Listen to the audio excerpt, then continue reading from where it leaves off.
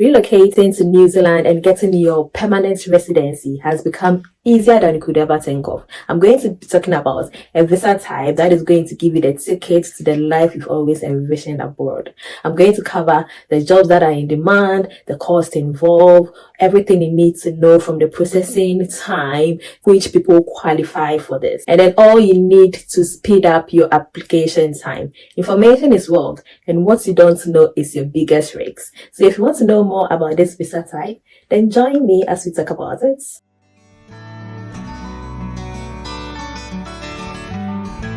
Hey lovely, welcome again to my channel. If it's your first time seeing me, I'm Sharon and I'm happy to have you here. So on this channel I talk about nursing, life in the UK, moving abroad, money, everything in between. So if you are interested in this kind of concept, then kindly subscribe and join the awesome family. To my new subscribers, I love you guys so much. So today I'm going to be talking about the visa type, like I said in my introduction, and everything that you need to know. So some of the key benefits or some of the things that make New Zealand an attractive destination for many is because New Zealand ranks among one of the safest countries you could ever live. They've got excellent health system, their salary ranges are good, especially among skilled workers, and they're a family friendly country. That is to say, primary and secondary education is free for residents and citizens. And another good thing is that it's got a mild climate, but it varies depending on the region you are, but it's generally mild. So going back to the visa type, this visa is known as the Accredited Employer Work Visa, known as AEWV. So this visa allows employers to employ skilled workers to work for them for a minimum of 5 years. But unlike other visa types, the employers has to be accredited. So if you're applying for a job role, you have to make sure that that employer or that job offer you're applying to, the employer is actually an accredited employer, because they go through job check. If your employer is not accredited, then you might not actually get the benefits that comes with this visa type. And the amazing thing about this visa is it's an easy way to getting your permanent residency if you meet the criteria. What even makes it more attractive is the fact that you don't necessarily have to take an English proficiency test like IELTS and the rest, but it depends on your job role and the skill level in which you fall under. So I'm going to go into details about what the skills are and everything you need to know. And I know this is what you're waiting for, and the next best thing you want to hear is, yes, they offer relocation packages. They sponsor your flight, they sponsor everything. So all the juicy information about relocation is usually on the job offer. You'd see that they are written relocation packages, or it's on the advertisement or in the job offer. But bear in mind that it's not every employer that gives relocation packages. So whatever role you're applying for, you have to look for those details if it's of importance to you. Now let's look at the eligible occupations under this visa type. There's quite a lot of them actually. So there's something known as the green list. So those who are on this list actually have a smoother pathway to residency. It's easier for them to get it compared to others. So the job offers on this role are health workers, electricians, plumbers, civil engineers, software developers, farm managers, cyber security analysts, chef, hotel managers, truck drivers, supply chain coordinators, fruit pickers, a lot of them. Moving on to the cost and processing time. Currently, the visa fee is 1,540 New Zealand dollars. But bear in mind that there will be additional fees when you are going to process your police clearance and medical fee and stuff like that. This is just for the visa fee. The processing time is usually between 20 to 30 working days, so approximately 5 weeks. And it also depends on the demand at a time. So now let's talk about what you need to apply for this particular visa. So firstly, you have to provide your identity or proof of your identity. That is submitting an acceptable photocopy of yourself and then a scan detailing your personal details on your passport. So the front page with all your date of birth and your photo and everything on there. So this will serve as your identity check. Now you need to submit a police clearance certificate to show that you are of good character. The next thing to submit is a health certificate, just to make sure that you are in good health, you've not got any infectious or contagious diseases or or anything. So you're going to go for a medical checkup and submit that as well. And other than genuineness, they also check your previous application. So if you've previously applied for New Zealand visa and it didn't go through, you need to add those letters and then the reason why you were denied. So that is also a helpful tip. So everything is on the website. I'll leave that website in the description box. So you have to submit your New Zealand job offer as well. That is from an accredited employer. So under the visa, under the employment, you should receive that job offer at the time you are applying for the visa. You should work for them at least 30 hours a week, and your employer should be accredited, and you should be paid at least the market rate for the job. So currently the market rate for that qualifies for this visa type is ranging between 27 New Zealand dollars to 30 New Zealand dollars per hour. So if you receive any job offer that is paying you less, you're not going to qualify for this visa. So any job offer you receive, you have to make sure that it's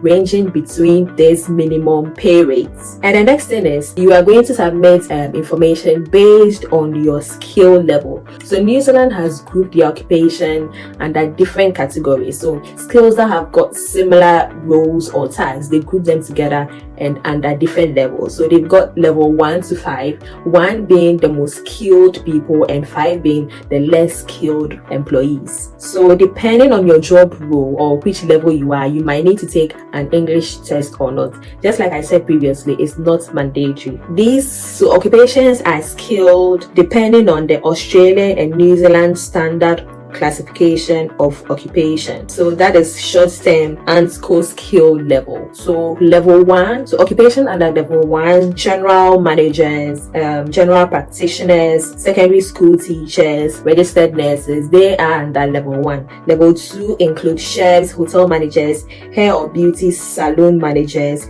import and exports clerks. Level 3 is bakers, carpenters, electricians, fitters, and any job that fits in under this role, and printing machinists. Level 4 is drillers, personal care assistants, scaffolders, fitness instructors, and stuff like that. And level 5 is bicycle mechanic, meat packers, product graders, fruits and nuts pickers. If your job is school level 4 or 5, you might show that you can speak and understand English, and you might have a shorter visa length, that is of 3 years, compared to other people who are going to have it for 5 years. So that is something you should be aware of. The next thing is you should show that you meet the minimum skill requirements. That is, you should either have 2 years or more relevant work experience under whatever job role you're going for. And for your work experience, what you're going to show as evidence is your certificate of employment, your pay slip, your tax certificate, or letters of reference from your employer. So any of this is fine. Next thing is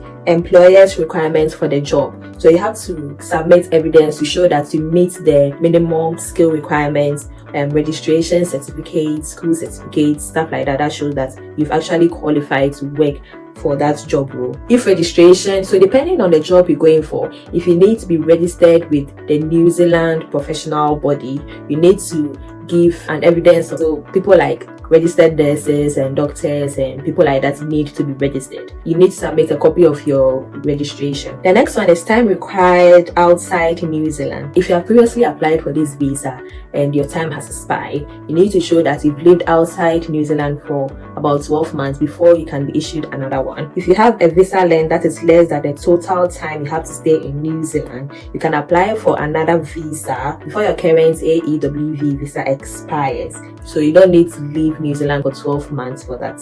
Now, the next one is about English language. So if you fall within the level 4 and 5, like I explained earlier, you need to show that you can actually speak and understand English. So there are actually 2 ways for you to let them know you can speak English. So number 1 is your citizenship, where you've studied, the qualifications you have gained by living in an English speaking country. So there are countries that have got exceptions for that. And number 2 is taking the English proficiency test and meeting the minimum requirement score. It shouldn't exceed 2 years. So the exemption applies to citizens from Canada, Ireland, UK, and then the US. If you've got a qualification that can be compared to level 7 bachelor degree, then you can be exempted if you are from Australia, Canada, Ireland, New Zealand, UK, and then the US. So moving on, and just in case you are not from an English speaking country and you're submitting your documents, you must make sure that they are provided in certified full English translation. So these are things you need to apply for this particular visa. So I know I've mentioned a few occupations or job roles. Just in case you didn't hear yours, that doesn't mean they are not employing. Employers are actually employing day in and day out. New employers are coming in day in and day out as well. So don't worry, just go to the site, just look for employers. What you need to pay attention